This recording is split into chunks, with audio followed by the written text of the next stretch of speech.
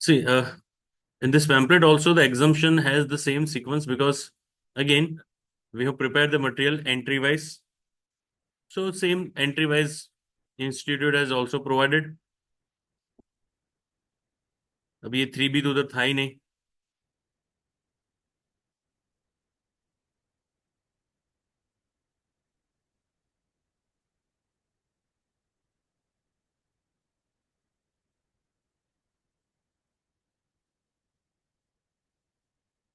11 तक किया था ना हमने. Fair price of 11A. 12 भी हो गया था. 13 पे है. अब यहाँ जहाँ इंपॉर्टेंट लिखा हुआ है, दो things are probable for your exam.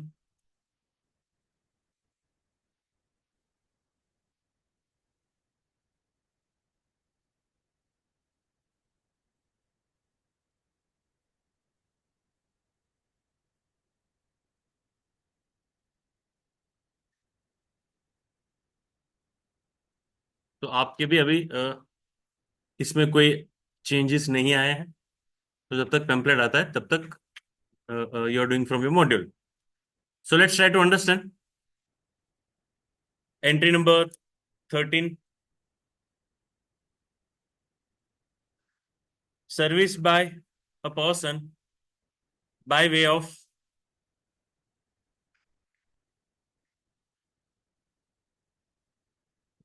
Service by person. Person normally is being used for individuals. So these are the services provided. Person की definition में बहुत सारे आते हैं. So do not restrict. Again, sorry, not to restrict. Individual is an individual. Person include so many other categories also. So services provided by a person. कौन सी वाली? By way of conduct of any religious ceremony. So अगर अपने घर पे हवन कराया हमने, that is called conduct of religious ceremony. That is called conduct of religious ceremony. और सत्यनारायण की कथा हो या हवन हो, उसके लिए जो महाराज को दक्षिणा दी जाती है, that is something which has been kept under exemption. Am I clear और नॉट? हेलो. अब एक ना सुप्रीम कोर्ट तक मैटर गई थी. मैं आपको उसको क्वेश्चन पूछता हूँ, आपको आंसर करना है. क्या था तो उस मैटर में, क्या पहले से हंसने लगे?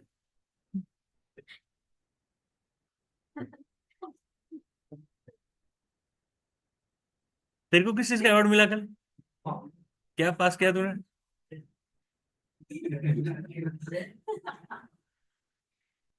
तो गले में हफ्ते तक पहन के घूमने का फिर? हाँ.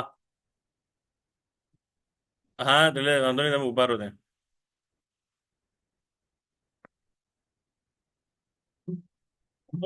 मैं ही पहना रहा हूँ हार गले में, फिर भी दूर दूर भाग रहा है. किधर जा रहा है? मतलब इधर फोटो खींचा.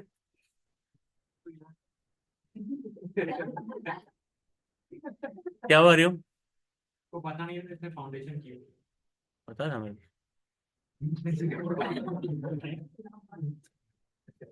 હું પાસ પછી ત્યાં મતલબ પાસ થયો છું તો.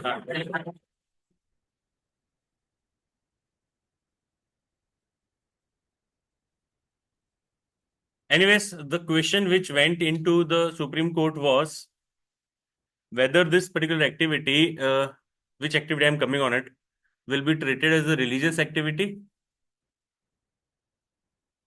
or it is not religious activity. Not religious activity in the terms I'm saying that birthday के अंदर अगर हम सब इकट्ठा होकर सेलिब्रेट कर रहे हैं, is it religious activity? Then it is which activity? हाँ लेकिन क्या बोलते हैं उसको?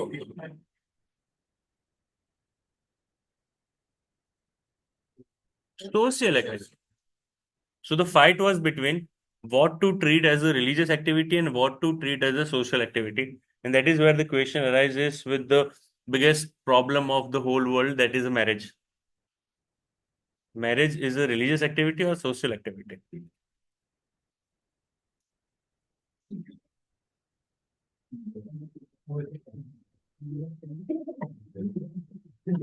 Marriage is a religious activity और अ सोशल एक्टिविटी? यस, भाई तो बदल बोला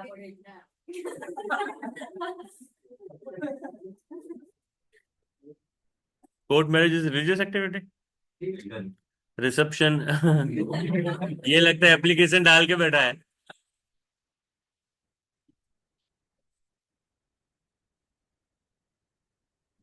लीगल पे जो कॉन्फिडेंस है बेटा तेरा, तू कभी कभी मेरे से साइन करवाएगा ऐसा लग रहा है।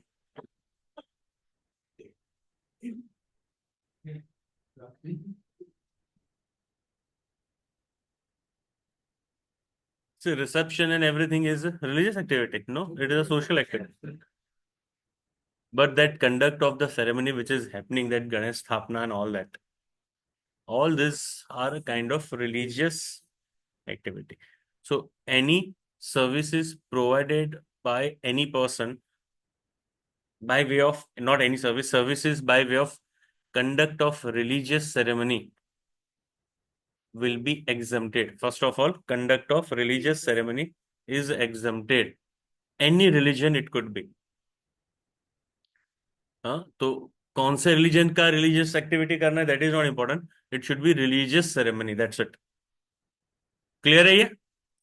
दूसरा, service by person by way of, that is a prefix, A और बी के आगे वो फिक्स ही है।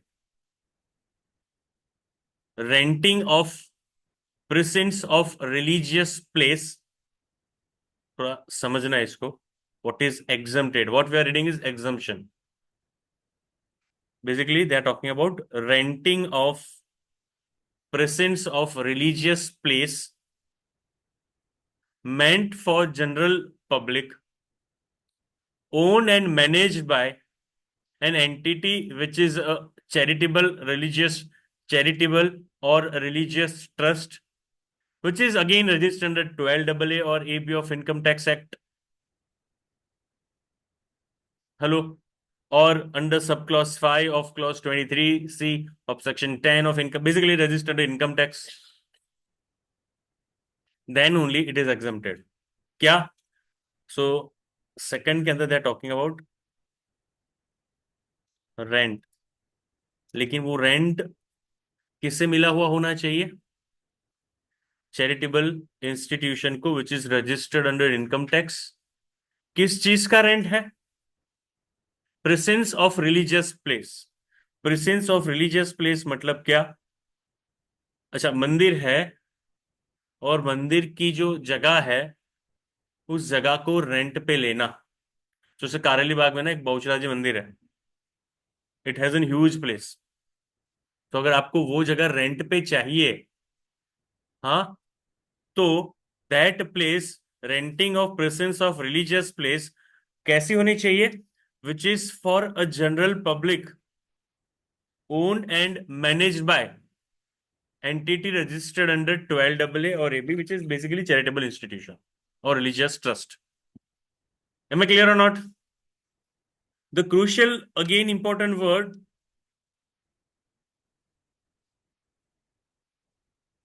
ऐसा इसलिए आप किसी भी शादी में जाओ तो रिसेप्शन हो या शादी हो, जैसे तुम वो पंडाल में एंटर करते हो, सामने तुम्हें गणेश जी का मूर्ति दिखेगा। That does not make it a religious place. या तो फिर मैं क्या करूंगा, एक मैरिज हॉल के अंदर एक छोटा सा गणेश जी का मंदिर बना दूंगा, छोटा सा। किसी और को बाहर से आके उसके दर्शन करना अलाउड नहीं है। Is it meant for general public? No. So in that way you cannot manipulate. Why? Because they're very precisely drafting a condition for giving an exemption. Service by way of renting of presence, presence मतलब उसका जितना wall है वहां तक का पूरी सारी जगह। प्रेजेंस ऑफ रिलीजियस प्लेस, सबसे पहले वो रिलीजियस प्लेस होना चाहिए। हेलो? आप वहां एक्टिविटी रिलीजियस करोगे या नहीं करोगे, that is not requirement. If you can see, renting for religious activity कहीं नहीं लिखा हुआ है। एम आई क्लियर और नॉट? समझ में आ रहा है ना जो बता रहा हूं मैं? हाँ, तो इस जगह को रेंट पे लेके तुम जो काम करने वाले हो वो रिलीजियस काम करोगे वो जरूरी नहीं है। वहां पे मैं पार्टी भी अरेंज कर सकता हूँ। लेट्स से डीएनके का गेट टुगेदर वहां हमने अरेंज कर दिया, दैट इज नॉट रिस्ट्रिक्टेड कि वहां क्या होगा। That place should be religious place, general public के लिए अलाउ हो ऐसा वाला place, and that entity which is giving on a rent should be should be charitable or a religious trust which is registered under income tax। तो दो चीजें cover हुई। पहला, रिलीजियस सेरेमनी, दूसरा रेंटिंग ऑफ रिलीजियस प्लेस। अब renting of religious place के लिए which is part of your clause B के लिए there is a proviso that we also need to keep in mind. Proviso और कुछ नहीं है, एक अपर लिमिट है जो कि इन्होंने डिसाइड किया है कि इससे ज्यादा फिर तुम कांड करोगे ना तो नहीं चलेगा। Am I clear or not? So provided that nothing contained in entry number B of this exemption shall apply, मतलब एग्जम्पशन आपको अप्लाई नहीं होगा तीन रेंट के लिए। ऊपर रेंट किस चीज का, प्रेसेंस, मतलब आप समझ रहे हो, प्रेसेंस ऑफ रिलीजियस प्लेस का मतलब आप समझो पहले। जैसे आप अटलादरा स्वामीनारायण मंदिर के अंदर जाओ तो उसका जो आउटर वॉल है दैट इज अ प्रेसेंस। उसके अंदर जैसे आप चले जा रहे हो सारंगपुर हनुमान जी मंदिर, उसका जो आउटर वॉल है उसके अंदर बहुत सारी चीजें हैं, शॉप भी है। अंबाजी चले जाओ मंदिर, शॉप भी है, हेलो, हॉल भी है, और रहने के लिए धर्मशाला भी अंदर ही है। सो किस चीज का रेंट एग्जम्प्ट है? अगर ऊपर वाला हम प्लेन रीडिंग करें तो सारे rent within that is exempt, but then they are coming up with an upper limit कि renting up to this much amount, renting up to this much amount is only exempted. First one, renting of rooms, पहले room की बात कर रहे हैं तो धर्मशाला वाले room, renting of room where the charges are ₹1,000 और more per day then it is taxable. See, 999 is exempt, 1,000 is taxable, 1,000 or more. Very good MCQ question. Am I clear or not? समझ में आ रहा है कि नहीं आ रहा है? So 1,000 or more per day per room, up to नहीं, 1,000 or more is the taxable. So 999 up to 999, not 999 up to 999 is exempted. Am I clear? So first thing they're talking about rooms. Second thing, renting of premises, community hall, Kalyan Mandapam, open area. All these are the kind of shades and the halls, whatever they have created. उसका renting 10,000 rupees और more per day, ऊपर भी per day था लेकिन ऊपर था 1,000 greater than equal to 1,000, यहां पे है taxable greater than equal to 10,000। So उसका प्रेमाइसिस मतलब ओपन लैंड एरिया, उसका कम्युनिटी हॉल, उसका मंडप, आपने कुछ भी अगर भाड़े पे लिया तो अगर 10,000 तक पर डे रेंट है तब तक वो एग्जम्प्ट रहेगा, उसके ऊपर इट इज टैक्सेबल। 10,000 भी नहीं, 9,999, क्योंकि 10,000 एंड मोर इक्वल टू वाला टैक्सेबल में आ रहा है। क्लियर है? तीसरा आता है शॉप्स। ये तीनों चीजें है ना, आप विजुअलाइज करके देखो, सारंगपुर या तो अंबाजी का मंदिर, सारे आते हैं, तीनों जगह तीनों चीजें आती है। So renting of the shops and other space for business commerce where charges are 10,000 or more per month. This is per day, this is per day, and for shop 10,000 per month. Greater than equal to 10,000 per month. Am I clear और not? समझ में आया? Sure? Any confusion, any doubt on this? Fine, please go through this. Same ही है, इसमें कोई changes नहीं आए हैं। So by the time we got the pamphlet, please go through this.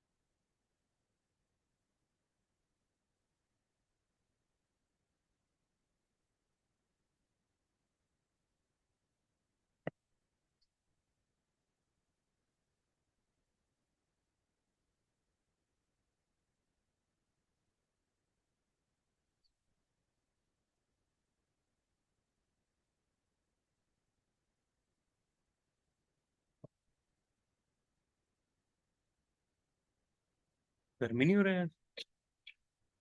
गर्मी नहीं हो रही तुम? हो रहा है? ये हाँ बोलेगा? You are hot today.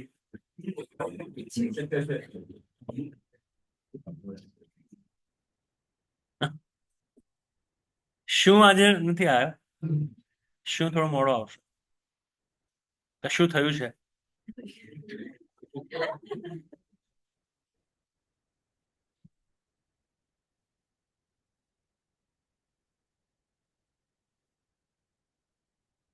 Done. Entry number 14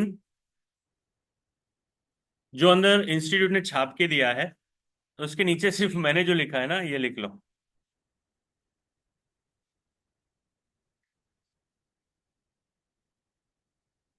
लिख लो, वरना उसको कैंसिल ही कर दो। ये एग्जम्पशन बंद हो गया, अभी कोई होटल को एग्जम्पशन नहीं मिलता है। ये पहले होटल को एग्जम्पशन था कि अगर रेंट तुम्हारा 1,000 तक रहा तो होटल चार्जेस पे भी जीएसटी नहीं लगता था, लेकिन वो एग्जम्पशन अब चला गया है।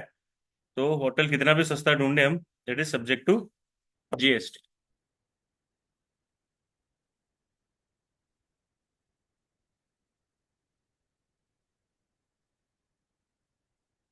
क्लियर है ये? Any confusion? Entry 14 got eliminated. Entry number 14 got eliminated. Next is entry number 15, transportation of passenger. यही है ना तुम्हारे में भी? अच्छा, एक वर्ड पे ध्यान दो सिर्फ इसमें। ये तुम्हारे पैम्पलेट में है कि नहीं, क्योंकि यही वर्ड ऐड हुआ है। इकोनॉमी क्लास लिखा हुआ है? नहीं लिखा ना? लिख लो, बाकी सारा सेम ही होगा। इकोनॉमी क्लास सिर्फ लिख लो।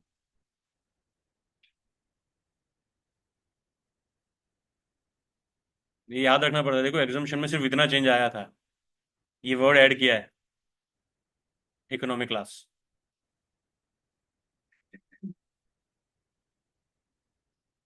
रीप्रिंट ही किया है इन्होंने जनवरी 24 में, अमेंड नहीं किया कुछ अंदर।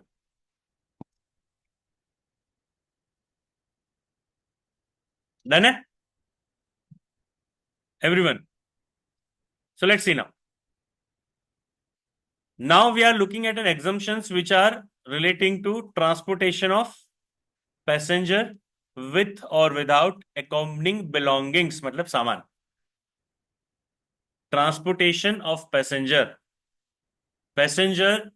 patient, tourist, and dead body are different things. Are you getting what I'm saying? Here we are talking about passenger, not tourist, not about patients. Tourist वो होता है जो घूमता है, पैसेंजर वो होता है जो बस में बैठेगा और बस का પાટિયું લાગેલું છે વડોદરાથી અમદાવાદ, પછી તમારે ક્યાં જવું છે તમારે નક્કી કરવાનું, બસ વડોદરાથી અમદાવાદ જશે, તમે આણંદ ઉતરી જાઓ તો પણ બસ તમને છોડીને જતી રહેશે, તમે નહીં જાઓ ટિકિટ બુક કરાઈને તો પણ bus, that is called passenger. Tourist ऐसा नहीं होता ना, हमको जहां जहां जाना है वो वहां वहां ही जाएगा, वो अकेला कहीं घूम के नहीं आएगा। Clear? So here we are talking about a passenger category. Transportation of passenger with or without its accompanying belongings by, पहले हम बात कर रहे हैं एयर की। Again we are reading exemptions. So transportation of passenger by air is exempted, उतना तो समझ लो पहले। फ्लाइट टिकट्स पे जीएसटी नहीं लगेगा, लेकिन कौन सी वाली? सिर्फ और सिर्फ इकोनॉमी क्लास। अब उसको रिफाइन करते जाते हैं। तो सबसे पहले हमने ये समझा कि तुम एयर ट्रैवल कर रहे हो अगर तो उस पर जीएसटी नहीं लगेगा, लेकिन कौन सा वाला? सिर्फ इकोनॉमी क्लास। अब डेस्टिनेशन और ओरिजिनेटिंग पॉइंट भी फिक्स कर लेते हैं कि यहां से यहां जा रहे हो तो ही। तो basically they want to develop this area for a tourism, and by exempting we are trying to make it cheaper so that more people will travel in those areas. So basically these are the northeast area of our country, Assam and all that. तो आप वहां जा रहे हो India में कहीं भी जगह से, आप अगर वहां जा रहे हो या तो वहां से यहां वापस आ रहे हो, दोनों travels are exempted if it is by air, and that too not a business class in a economy, then only it is exempted. So transportation of passenger by air in an economic class embarking from originating point or terminating in, that is a destination point, कहां पे? In airport which is located in the state of Arunachal Pradesh, Assam, Manipur, Meghalaya, Mizoram, Nagaland, Sikkim, Tripura, or at Bagdogra located in West Bengal. Bagodara નથી, આ બગદોરા છે, બગોદરા ગુજરાતમાં આવ્યો। सो देखो waste Bengal का सिर्फ एक एयरपोर्ट है जिसको ये बेनिफिट है, दैट इज बगडोरा। कोलकाता जा रहे हो तुम तो नहीं। सो वेस्ट बंगाल के सारे airports are not cover, only one airport is included in this exemption, that is a Bagdogra. Am clear? और बाकी सारे जो स्टेट हैं आप देखो, नॉर्थ ईस्ट वाले, जेएन के नहीं है यहाँ पे, नॉर्थ ईस्ट मतलब लेह में जा रहे हो तुम बुलेट राइड के लिए यहां से फ्लाइट में, तो then it is not exempted. It is only northeast state are exempted because that is where they want to develop a tourism. Am I clear or not? So first one is relating to air.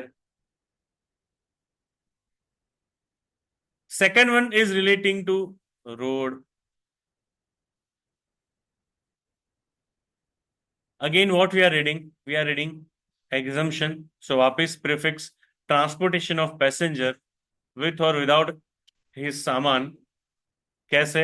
In non-air conditioned contract carriages, non-air conditioned contract carriages other than, इसके अलावा। अच्छा other than है मतलब अगर तुमने ये किया तो वापस टैक्सेबल हो जाएगा, other than radio taxi for transportation of passenger, excluding tourism conducted, tour chartered or hired. So what is exempted? एक ही चीज पे ध्यान दो, ज्यादा कंफ्यूज होने की जरूरत नहीं है. Transportation of road on non air condition contract carriages. Contract carriages मतलब क्या? जैसे हमें पिकनिक पे जाना है और हमने बस भाड़े पे लिया. अगर वो एसी बस हमने भाड़े पे लिया तो it is taxable. Non AC लिया तो it is exempt. So any contract carriage, वो कार भी होगा तो भी चलेगा. नॉन एसी कार होना चाहिए. एसी कार अगर तुमने लिया then it is taxable. Non AC लिया तो इट एग्जम्प्टेड. लेकिन अगर वो नॉन एसी है लेकिन रेडियो टैक्सी है, रेडियो टैक्सी मतलब जो ओला उबेर से बुक करते हैं ना, which has that GPS connection and all that, monitoring and all that can be possible. That is a radio taxi. That is taxable. Am I clear? समझ में आ रहा है ना? श्योर. देखो तुम ऑटो में खुद बैठ के जाओगे ना, देन इट इज एग्जम्प्टेड. लेकिन तुमने वही ऑटो, कौन सा है ऑटो के बुक करने का एप्लीकेशन? रैपिडो. रैपिडो से तुमने बुक कराया तो देन इट इज टैक्सेबल.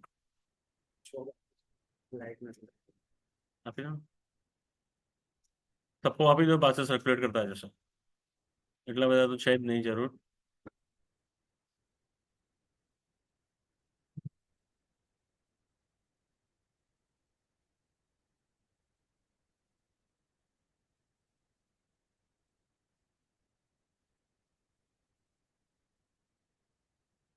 क्या हो? गरम है? Hot?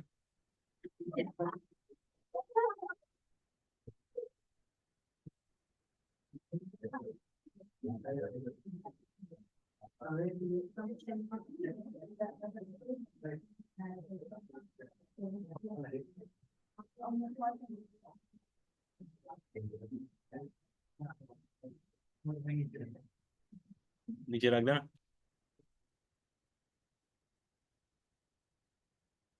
M I clear? It should be non air condition contract carriage. It is there on page number 6.8. चलो फटाफट मॉड्यूल 1 करो अभी.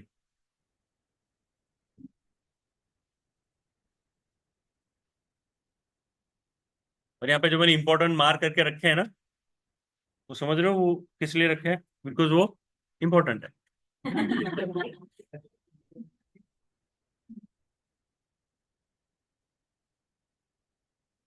डन.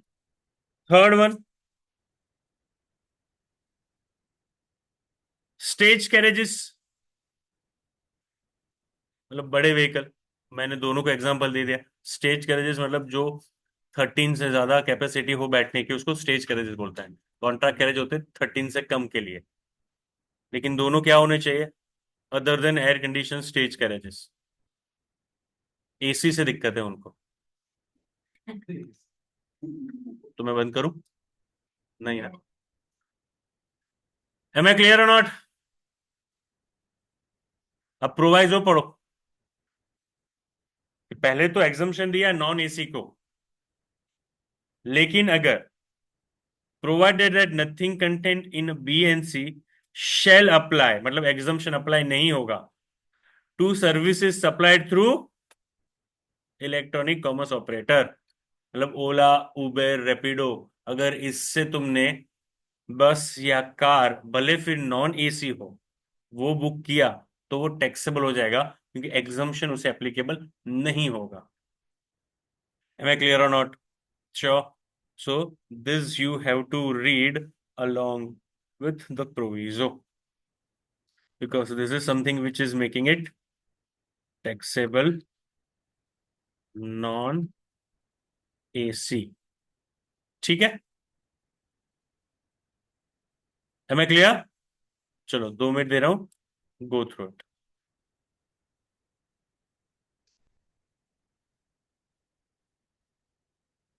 जो पहले इंपॉर्टेंट वाले मार्क किए हुए हैं ना, पहले उसको खत्म करते हैं. जो इंपॉर्टेंट नहीं है फिर उसको फटाफट फटाफट देखना ही है.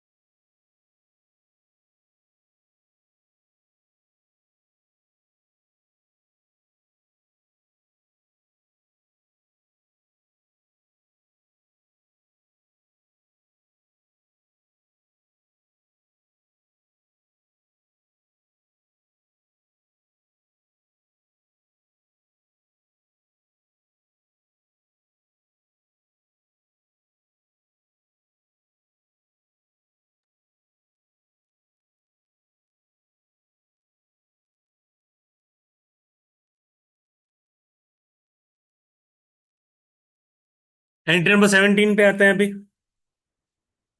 वापस क्या लिखा हुआ है entry 17? Again we are continuing with the transportation of passenger. So service of transportation of passenger along with or without उसका सामान, अकोम्पनिंग बिलोंगिंग्स। पहले अब बात करेंगे हम रेलवे की।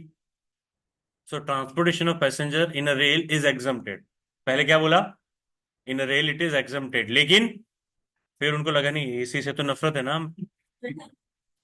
फिर बोला class other than first class. First class में तो वैसे एसी होता भी नहीं है। It is not first AC, first class. जिस डिब्बे पे लाल पट्टे होते हैं ना उसको फर्स्ट क्लास बोलते हैं। बॉम्बे गए हो तुम तो उसकी लोकल ट्रेन में ना अलग डब्बे मार्क करके रखे होते हैं, लाल स्ट्रिप्स वाले। This are the first class. उसका नॉर्मल रेंट से 10 गुना भाड़ा होता है, 10 टाइम्स। गिर ना था एटले हरिओम। उधर तो तू जाए तो तेरा हाथ अगर ऐसा है तो जब तक तू बांद्रा नहीं पहुंचेगा तो नीचे नहीं होगा। तेरी जेब से वो वॉलेट निकाल लेंगे, तुझे पता चल रहा है फिर भी you won't be able to even move. तो कितने लोगों का पसीना तो सूंघते सूंघते जाएगा। तो इसलिए अगर तुम बाय रोड जा रहे हो तो it is very time consuming. जहां तुम यहाँ 20 मिनट में पहुंच सकते हो वहां तुम्हें 2 घंटे लगेंगे। तो इसलिए बहुत सारे अच्छी जॉब वाले लोग भी बॉम्बे में तो ट्रेन में ही ट्रैवल करते हैं। अब they can afford the rent तो दे आर रेडी टू पे 10 टाइम्स, फिर भी अपने कार लेके जाने से सस्ता है। अब 10 टाइम्स है तो वहां रश नहीं होगा, उतना कम होगा थोड़ा। So that is taxable but. So first class and air conditioned coach, this two are taxable. This two are। तो इसके अलावा बचा क्या तुम्हारा? जनरल वाला डब्बा और नॉर्मल स्लीपर वाला। ये दो ही एग्जम्प्टेड हैं। आप थर्ड एसी में जाओ, सेकंड एसी में जाओ, फर्स्ट एसी में जाओ, एसी चेयर कार में जाओ, डबल डेकर में जाओ उसमें भी एसी है। ये सारे टैक्सेबल, सब्जेक्ट टू जीएसटी। और या तो फर्स्ट क्लास में जाओ। अच्छा, अगर कुछ ट्रेन में 10 डब्बे हैं जो कि एसी वाले हैं और 10 डब्बे हैं जो कि नॉन एसी है, तो पूरी ट्रेन टैक्सेबल नहीं ना। कोच लिखा हुआ है तो आपने कौन सा टिकट खरीदा है उस हिसाब से जीएसटी लगेगा। पूरी ट्रेन पे जीएसटी नहीं लग रहा है। तो एक ट्रेन में अगर 2 डब्बे ही है सिर्फ एसी के तो उसकी वजह से पूरा ट्रेन टैक्सेबल नहीं हो जाएगा। आपने अगर स्लीपर का टिकट खरीदा है, उस ट्रेन में एसी के भी डिब्बे हैं, तो आपका तो फिर भी टिकट किसका है? स्लीपर का ही है या तो जनरल का है। That is not subject to GST. Am I clear? Sure. So what is taxable? First class and air conditioned coach. बात आ रही है ना समझ में? थर्ड एसी हो, सेकंड एसी हो, फर्स्ट एसी हो, एसी चेयर कार हो, कोई फर्क नहीं पड़ता। क्लियर है? That was first one is about railway. Second one is transportation of passenger in a metro, monorail, tramways, a different ways of, I'll say, transport within city. Metro cities जो होते हैं उसके अंदर this is something that we are using.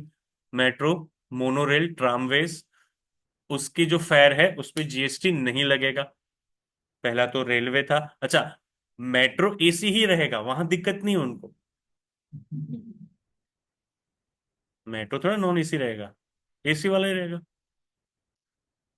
लेकिन अगर वो railway है तो टैक्सेबल, मेट्रो है तो नॉट टैक्सेबल। तो कंफ्यूज करने के लिए तुम्हें एसी डिब्बा ऑफ मेट्रो फॉर अहमदाबाद, तो तुम कंफ्यूज होगे क्या करें, क्योंकि हमारे नजर ये तो सारे ट्रेन ही है ना। Am I clear or not? But that is exempted. Third, inland waterways. Inland मतलब विद इन इंडिया, वाटरवेज मतलब पानी से जाने वाले रास्ते। तो अगर आप मान के चलो, बहुत जगह पे होता है ना कि तुम्हारा गांव नदी की उस साइड है। Narmada is having huge, it's bay is huge. तो तुम्हें इस गांव से उस गांव जाना है, बीच में अगर रिवर है तो तुम वाटरवे से ही जाओगे, जब तुम घूम के जाओगे तो बहुत दूर पड़ेगा, ब्रिज से जाओगे तो। That inland waterways what ever it is, all those inland waterways are exempted. वो transportation passenger through inland waterways are exempted. Then D, transportation of passenger by public transport। समझना, अब तक ये नहीं बताया कि रोड, एयर, ट्रेन या vessel, वो नहीं बताया।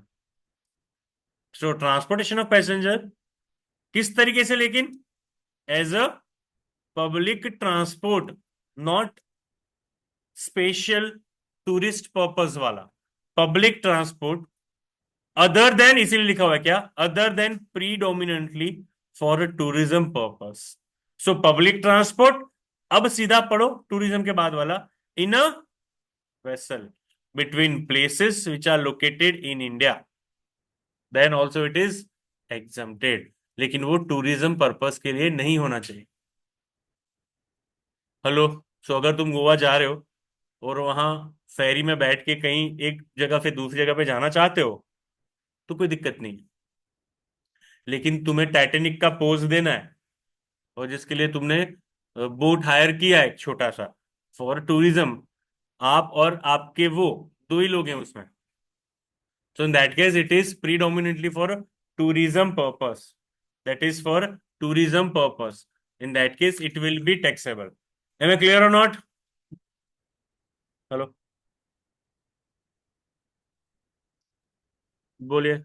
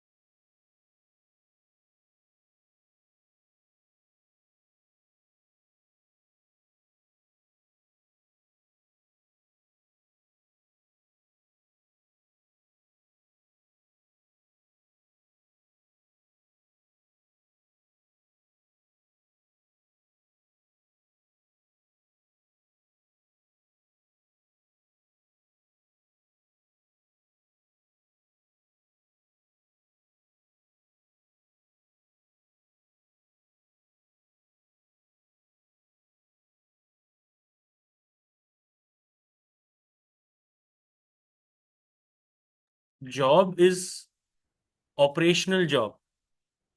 आप समझ रहे हो? हमारा काम ही ये होगा कि किसी के बिजनेस को लीड करना और उसके बिजनेस को प्रॉफिट में रखना। तो when you are in a movie having a lead role, तो उससे एक्सपेक्टेशन ज्यादा ही होता है, कम नहीं होता कभी। तो कंप्यूटर आना, वेबसाइट डेवलप करना आना, इंस्टाग्राम की reel banana is not something IT. Instagram advertisement के अलावा मैं किसी और पर्पस के लिए यूज ही नहीं करता। It's pure advertisement purpose, DNK का, नथिंग मोर देन दैट। जहां तुम कैसे भी करके अपना डायरेक्टली और इनडायरेक्टली ब्रांडिंग कर रहे हो, this is what is happening. उस पर्पस के लिए कि दुनिया देखे। There are two ways no, या तुम गेम बनाओ या खेलो। अब तुम्हें कौन सी साइड रहना है, तुम्हें डिसाइड करना है।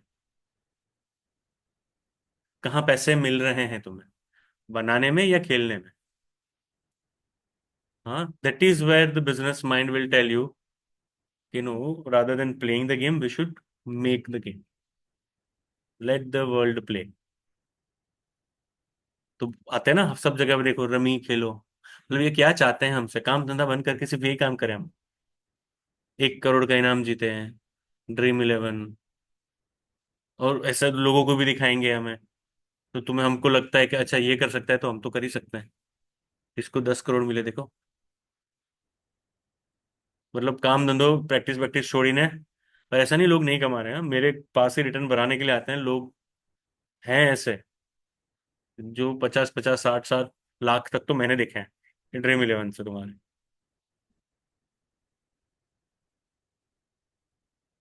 हाँ, लेकिन वो लोग नेक्स्ट ईयर में 1 करोड़ का लॉस किए थे।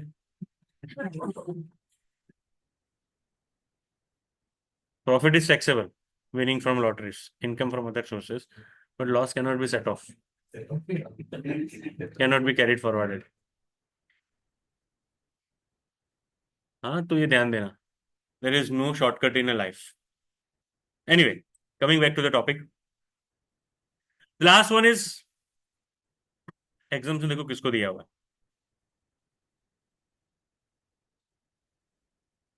मतलब ये ऐसा एक्सपेक्ट कर रहे थे कि जो ऑटो रिक्शा वाला है उसको एग्जाम कर दिया हमने, we are so kind that we have exempted transportation of passenger by auto rickshaw. क्या बेवकूफों वाली बातें हैं ये। ऑटो रिक्शे वाले का टर्नओवर 20 लाख क्रॉस होगा। रखो टैक्सेबल में, क्या होना, रखो। 20 लाख क्रॉस हुआ है तो फिर ऑटो क्यों चला रहा है वो? सो वो ऐसे ही क्रॉस नहीं होने वाला था। तो बहुत सारे एग्जाम्शन हम ऐसे भी देखेंगे ना जो नॉनसेंस है। बट अगेन, फिर भी उनका ग्रेडीनेस देखो प्रोविजो में दिखेगा, which is specifically designed for E. Provided that nothing contained in E shall apply where the services are supplied through again। तो रैपिडो से तुमने ऑटो बुक कराया तो टैक्सेबल, इसलिए एग्जामेशन में रखा कि तुम खुद हाथ खड़ा करके बैठोगे तो एग्जाम, रैपिडो से कराया तो टैक्सेबल। Am I clear? लेकिन फिर भी सस्ता पड़ रहा है यार, मेरे को तो ये नहीं समझ में आ रहा। मैं ना अभी जो कश्मीर गया था, आई वॉज ट्रैवलिंग बैक, तो रात को 11:30 बजे रेलवे स्टेशन के बाहर ऑटो वाले को पूछा घर पे जाने का 150 रुपये। फिर रेंडमली मेरे को लगा यार, ओला कब से पड़ा हुआ है मेरे अंदर, और बैलेंस में जब बॉम्बे फ्रीक्वेंट ट्रैवल करता था तब, तो बैलेंस भी अंदर पड़ा हुआ था, लेट मी ट्राई। अब वो मेरे को 80 रुपये में लेके गया। तो सस्ता यही पड़ा ना अपने को, रैपिडो या फिर आप मान के चलो ओला। तो उससे एक बेनिफिट होता है, तुम नई जगह पे जा रहे हो, तुम्हें पता नहीं है कितना फेयर होगा, तो at least this will tell you the reasonable, सही वाला fare. Fine. But again, if you are booking through electronic commerce operator, that could be Ola, Uber, Rapido, whatever it is, then it is subject to GST। आप directly metre cab में बैठते हो बॉम्बे में जाके, काली पीली में बैठते हो सीधा जाके, तो इट इज एग्जम्प्टेड। लेकिन अगर वही तुमने बुक कराया ओला से, then it is taxable. Am I clear और not? Fine. So this is how E is connected with the proviso. Please go through that.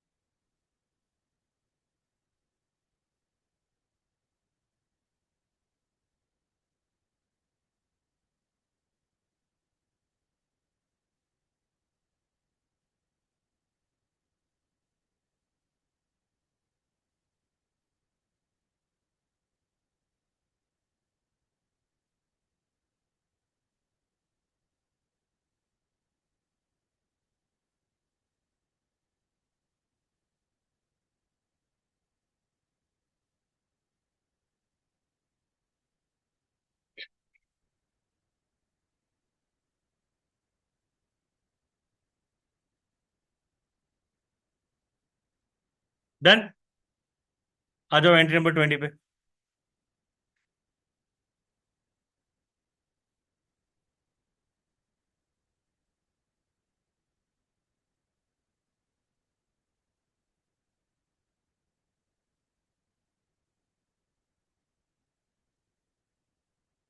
What it says, let's see. Transportation of goods by rail and vessel. अब ट्रांसपोर्टेशन of passenger नहीं है, क्या है? Transportation of, हो रहा है transportation of goods, लेकिन वो है क्या? Service. Because we are reading the exemption list of services. So transportation of goods कौन से? रेल और वेसल से हैं। तो in following cases, following situations में वो एग्जम्प्ट हो जाएगा।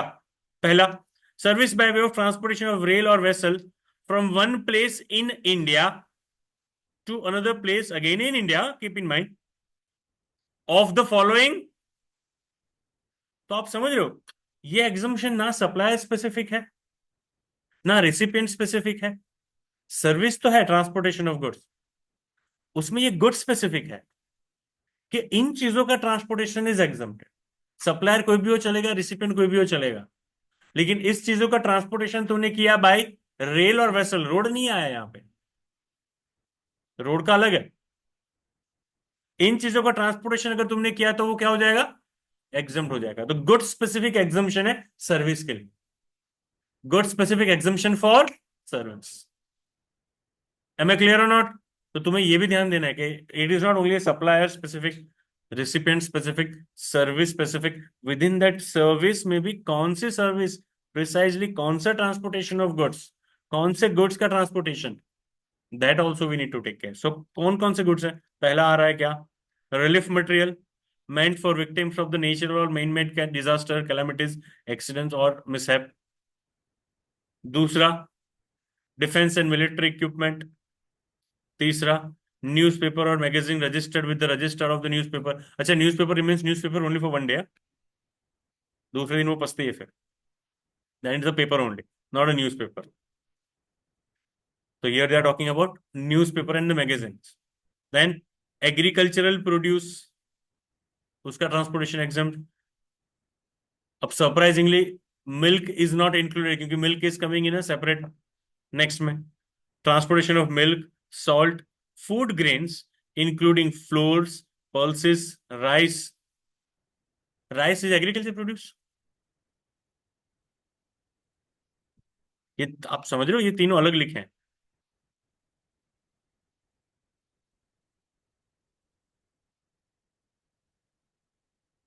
एग्रीकल्चर प्रोड्यूस में होते तो अलग लिखने की जरूरत थी। नहीं समझे ना, मेरा पॉइंट नहीं समझा। अगर if it is included with in the meaning of agriculture produce, तो ये अलग मुद्दा बना के इन चीजों का एग्जम्पशन लिखने की जरूरत नहीं थी। That means this are not agriculture produce according to GST, according to income tax, this are agriculture produce. Milk is agriculture produce as per income tax, but GST में अलग से लिख के दिया है। अच्छा, तुम्हें ये नहीं पूछने वाला है, this is just for your understanding कि तुम्हें समझ में कैसे पढ़ रहा हूं मैं। Salt is coming from natural process but it is not agricultural activity. Are you getting? क्योंकि अगर सॉल्ट एग्रीकल्चर एक्टिविटी से आ रहा है तो सॉल्ट एग्रीकल्चर प्रोड्यूस हो जाता, लेकिन नहीं है। That means salt banana is not agricultural activity. Similarly rice is not agriculture produce. क्यों? फार्म में जो होता है वो था डांगर, पेडी, पर એને પછી એને સાફ કરાવી પડે, then polishing થાય, and then it becomes the rice. Am I clear or not? So that paddy is agricultural produce, not the rice. So I hope you are getting. That is the reason they have kept it. Same thing with the pulses also. So Magfadi is agricultural produce. Singnana we cannot. You have to remove it and then take an extract out of it. Flour, though, in no stretch of imagination will be agricultural produce. तो गेहूं पहले निकालो, फिर उसको पीसो, तब जाके flour बने। तो flour in no stage of imagination is agriculture produce, मतलब बनाना तक ठीक है, फिर उसका wafer is no agriculture produce ना, भले तुम फार्म से ही कर रहे हो। लेकिन इसका ट्रांसपोर्टेशन, इन चीजों का transportation has been kept under exemption. Then the last one is organic manure, like खातर, that is also kept under exemption. So this is a list of goods. इसका transportation by rail or vessel not included. What? Air and road are not included here. इन दो तरीकों से transportation is exempted. Clear है ये? चलो 5 minute फटाफट देख लो। 20 देखने के बाद 21 खुद लिख लो, उसमें फर्क सिर्फ इतना ही आ रहा है क्या, this is by road GTA, बाकी सेम ही है।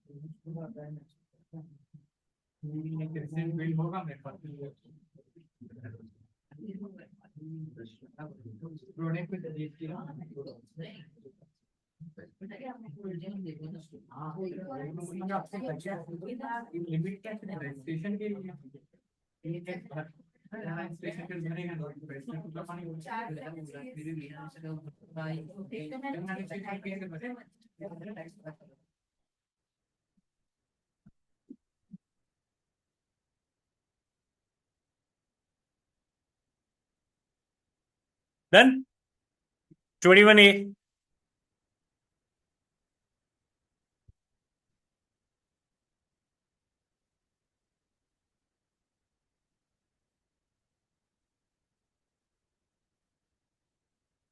Transportation of goods by GTA.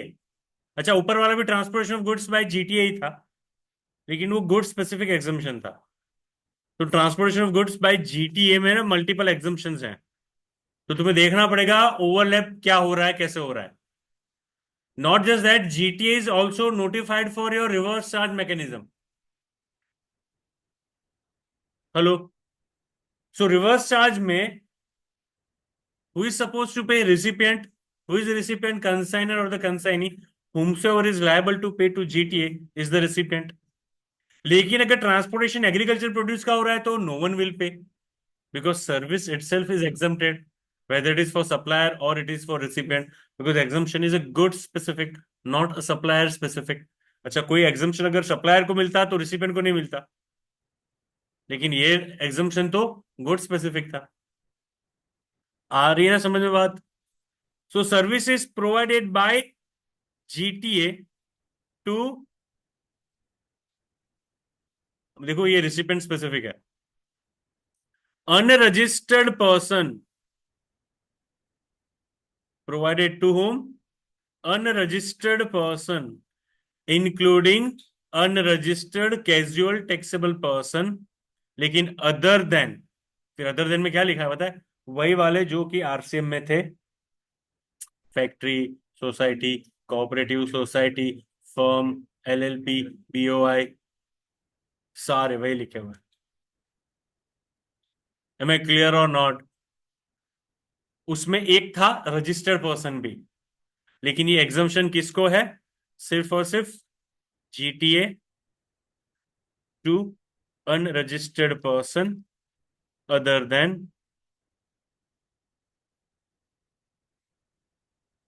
This, पूरा नीचे तक. क्लियर है ये?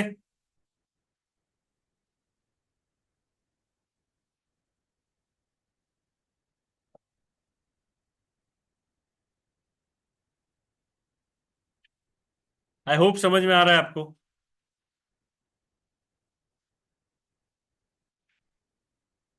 आई am not again and again repeating those things which we already studied at 9. समझ में आया ना? क्लियर ना? तो आरसीएम तो पहले लगेगा कि नहीं लगेगा? तो अनरजिस्टर्ड को सप्लाई किया है तो वैसे आरसीएम नहीं लगता है, लेकिन वो अनरजिस्टर्ड क्या नहीं होना चाहिए? फैक्ट्री, सोसाइटी, कोऑपरेटिव, वो सब नहीं होना चाहिए, क्योंकि वहां तो फैक्ट्री है, इतना सफिशिएंट है. फिर रजिस्टर्ड अनरजिस्टर्ड नहीं देखना था, पार्टनरशिप फर्म है उतना सफिशिएंट था. फिर वो जीएसटी में रजिस्टर्ड है या नहीं वो नहीं देखना था. तो इन सबको छोड़ के भी अगर तुम अनरजिस्टर्ड भी हो तो सबसे पहले तो आरसीएम नहीं लगेगा. That means supplier suppose to pay. Supplier बोलेगा तब भी मैं पे नहीं करूंगा, क्यों? क्योंकि वो तो एग्जम्पशन में है. So basically GTA to unregistered person is neither under forward charge nor under reverse charge. जबकि ऊपर वाले जो एग्जम्पशन हमने देखा, ट्रांसपोर्टेशन ऑफ स्पेसिफाइड गुड्स, वो आरसीएम हो सकता है फिर भी एग्जम्प्ट है, फॉरवर्ड चार्ज हो सकता है फिर भी एग्जम्प्ट है. आर यू गेटिंग इट और नॉट? क्योंकि वो गुड स्पेसिफिक है. सो एग्रीकल्चर प्रोड्यूस का ट्रांसपोर्टेशन अगर होता है तो आप आरसीएम लगाओ भी तो भी रिसिपिएंट पे नहीं करेगा ना, क्योंकि exemption is available to both. Exemption is not supplier specific, exemption is a service specific. Am I clear? Therefore, the same exemption, if available to supplier, is also available to recipient. तो recipient will also not pay अगर वो transportation उन notified goods का है तो. Relief material, salt, milk, वो सब था ना. समझ में आया ना? Clearly? Sure? Next entry number 22. What is the service? Please try to understand. Service by way of giving on hire, rent पे देना. व्हीकल है पहला तो, किसको? To state transport undertaking. क्या? Motor vehicle meant to carry more than 12 passenger. तो ऐसा कोई भी व्हीकल अगर तुमने जीएसआरटीसी को, for example state transport GSRTC, उसको तुमने रेंट पे दिया, then it is exempted. Then it is exempted. या फिर तुमने उसको किसको दिया? लोकल अथॉरिटी को. लेकिन ये वाला कैसा होना चाहिए? Electronically operated vehicle meant to carry more than, ये ईवी कंपलसरी. यहां any, EV non EV any. लेकिन तुम अगर लोकल अथॉरिटी को दे रहे हो तो क्या देना है तुम्हें कंपलसरी? ईवी ही देना। मतलब सिटी वाला, अपने जो सिटी में चलता है ना, that is by local authorities. Am I clear? तो अगर तुमने वहां ईवी रेंट पे दिया है तो एग्जम्प्टेड। समझ में आ रहा है? लास्ट में वापिस मोटर व्हीकल है, तुमने इसको रेंट पे दिया किसे? जीटीए को, then also it is exempt. कि जिसका यू यूज ट्रक तुमने जीटीए को रेंट पे दिया, then it is that renting is exempt. आप समझो, एक्स ने ट्रक रेंट पे दिया वाई को, वाई उससे ट्रांसपोर्ट कर रहा है गुड्स जेड का, this is under exemption. This could be under RCM, this could be also exempt अगर स्पेसिफाइड गुड्स का है तो। अभी हम जो बात कर रहे हैं यहां पे इस एंट्री में, वो ये वाला है, this is rent of truck to Y. What is Y? Y is a GTA. Am I clear? This is covered under another exemption which we already seen. समझ में आ रहा है ना? Sure? Any confusion, any doubt on this? तो ये जो है वो ये वाला एग्जम्पशन, ये वाला ट्रांजैक्शन है जिसके एग्जम्पशन की हम बात कर रहे हैं। क्लियर है? सो स्टेट ट्रांसपोर्ट अंडरटेकिंग को कोई भी व्हीकल दो 12 से ज्यादा की कैपेसिटी वाला, तो तुम्हें रेंट पे दिया वो exam, AC non AC electric non electric कोई भी व्हीकल 12 से ज्यादा लोग बैठ पाए ऐसा। लेकिन लोकल अथॉरिटी को तुम दे रहे हो तो 12 से ज्यादा वाला तो व्हीकल चाहिए, लेकिन वो ईवी चाहिए, तो ये एग्जाम। और जीटीए को तुमने ट्रक दे दिया फॉर ट्रांसपोर्टेशन ऑफ गुड्स, देखो ट्रांसपोर्टेशन ऑफ गुड्स के लिए, तो तुम्हारा रेंट इज एग्जम्प्टेड। क्लियर है ये? श्योर? नेक्स्ट, मोटर व्हीकल वापस giving on a rent for transportation of, अच्छा इसको होल्ड पे रखो, होल्ड पे रखो, ये दो तीन एक साथ करेंगे हम।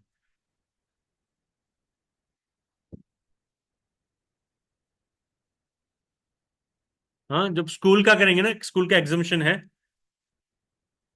उसके साथ ही हम इसको करेंगे तो तुम कनेक्ट कर पाओ कि ये वाला एग्जामिशन क्या है, वापस इसको पढ़ेंगे तब मेरे को याद कराना। वापस एंटी 22 में आएंगे हम।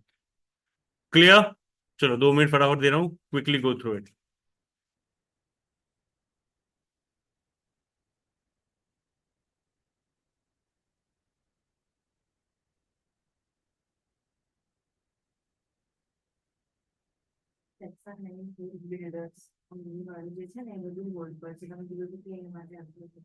એક બિલ્ડરનું સેપરેટ લેક્ચર જ છે, જે પેલું ઓશિયન ફ્રેટ નું હતું ને, બધું એકમાં જ આવી જશે, અલોંગ વિથ એક્ઝમ્પશન. એનું એક્ઝમ્પશન પણ આવશે, એ પણ નહીં જ કરીએ, બધું એકમાં જ.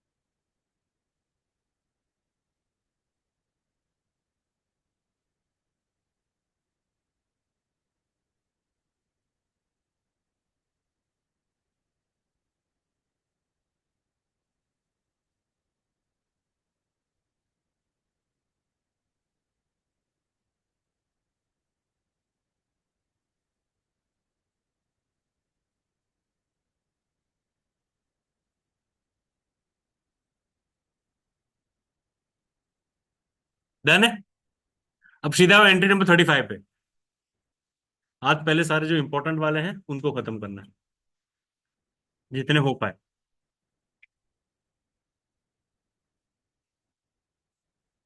ये इंपॉर्टेंट कैसे आइडेंटिफाई किया है?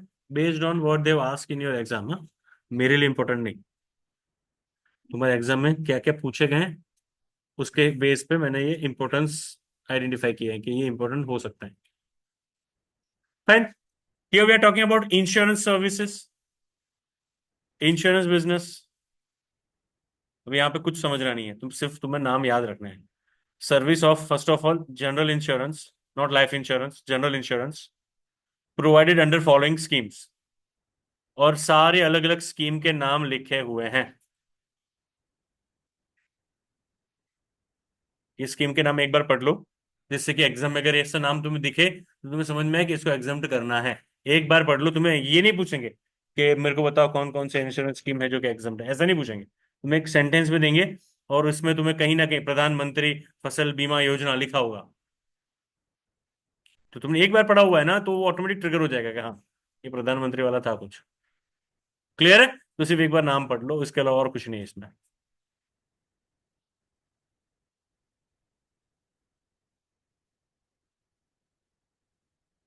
देखो, बिल्डर वाला एग्जामिशन भी है, एंट्री 41A, तो उसको भी हम अभी नहीं करने वाले। बिल्डर का एक या मैक्सिमम दो लेक्चर में उसमें सारा कवर हो जाए।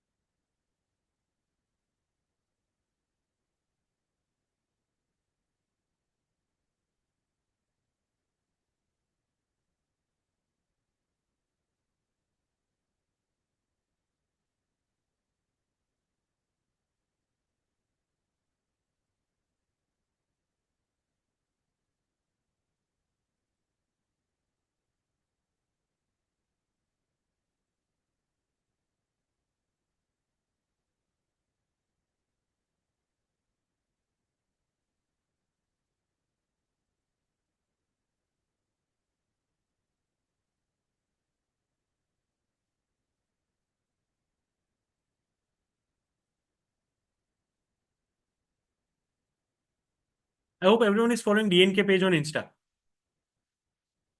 If not, then I want to kill you.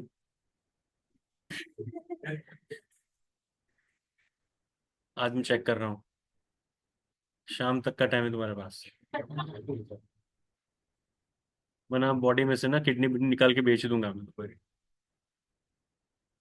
शुद्ध।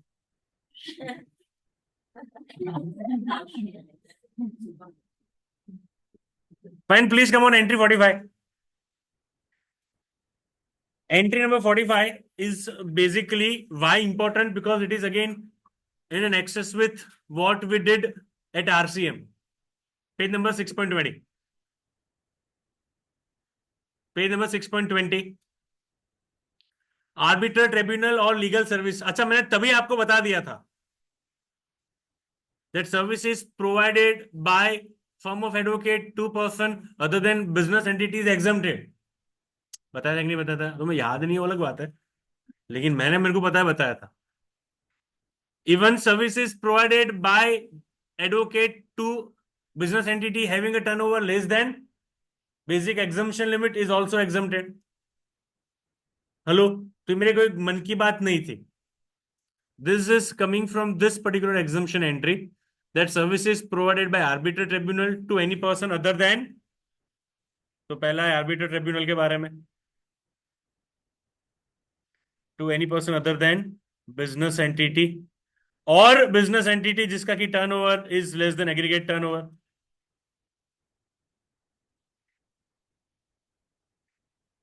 या तो arbitrate tribunal providing services to government, then it is exempted. Hello, तो टैक्सेबल क्या रहा? Arbitral tribunal to registered business entity under RCM, all other exempted. Am I clear or not, everyone? I hope you understood. Similarly, there is a B. This is for legal service.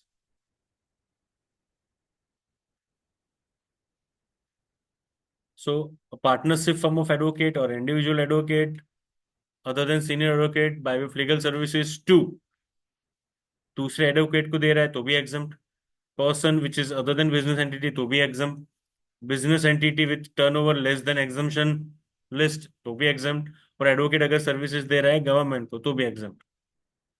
Hello, so all four are exempt. Clear? इसके अलावा बचा क्या? Advocate to business entity which is registered, और you can say liable for registered. सिर्फ वही taxable रहा, बाकी सारा एग्जम्प्ट हो गया। हाँ, मैं बताया हुआ है चीजें ये। Similar is for the senior advocate, चलो quickly go through that. Similar ही है, इसके जैसा ही है।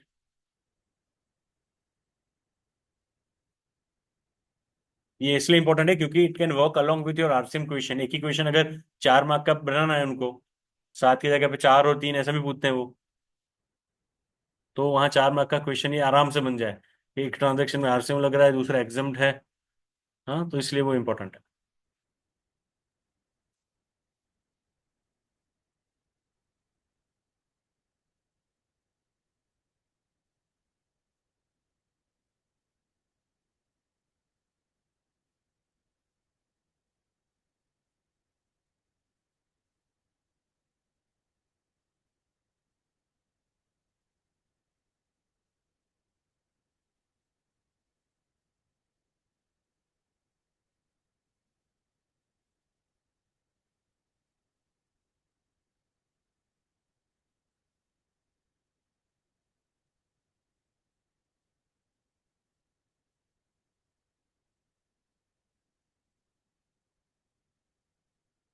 Done. Last entry for today is 46। Services by veterinary clinic, मतलब वो वाला दवाखाने जहाँ पे एनिमल्स का इलाज होता है। Veterinary clinic in relation to health care of animal और birds. So services provided by veterinary clinics are exempted. Clear है? We are stopping for the day. कल से balance amount of exemption we are gonna conclude. कल most probably try करेंगे खत्म हो जाए। इतना बड़ा बाकी सब में तो जो इंपॉर्टेंट नहीं है उसमें तो फटाफट देखना ही है, कुछ इंपॉर्टेंट नहीं होता। Right, we are stopping for the day time Bing.